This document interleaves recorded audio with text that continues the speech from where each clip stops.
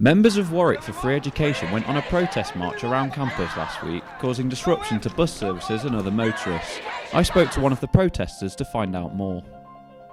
So first and foremost is the cuts to maintenance grants. They're relied on by about 900,000 of the poorest students across the UK. They're converting them into loans, which is going to further burden the poorest students with an increasing mountain of debt. Three other ones are that the university only minimally comply with the government's counter-terrorism programme, Prevent. We also want them to stop lobbying to be exempt from the Freedom of Information Act. Lastly, we want them to scrap the High Court injunction that they spent £12,000 in December 2014 getting out, which bans sit-ins and occupations across the entirety of campus. You've held up buses, you've held up quite a lot of cars. Is this the sort of thing you were looking to do, sort of disrupt university life just to make your point? So sometimes disruption is necessary. We try to minimise disruption on students because they're not the people we have a problem with. Obviously, we're trying to promote the interests of students.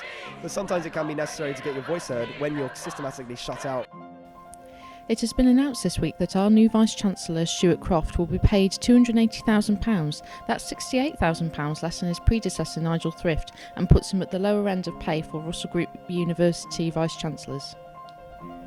With the SU election approaching, the board have launched a survey about whether student politics matter. We get the reaction on campus. Do you think politics matter? I definitely think that politics matter. Student politics? Less so, but I think they do still matter, and I think they're really important. Yeah, I think student politics matter because students have a very specific set of issues that need tackling, and we need people in positions to do that. Yeah, I do believe that student politics definitely matter. Absolutely. I think that this is a time when there's huge attacks on education.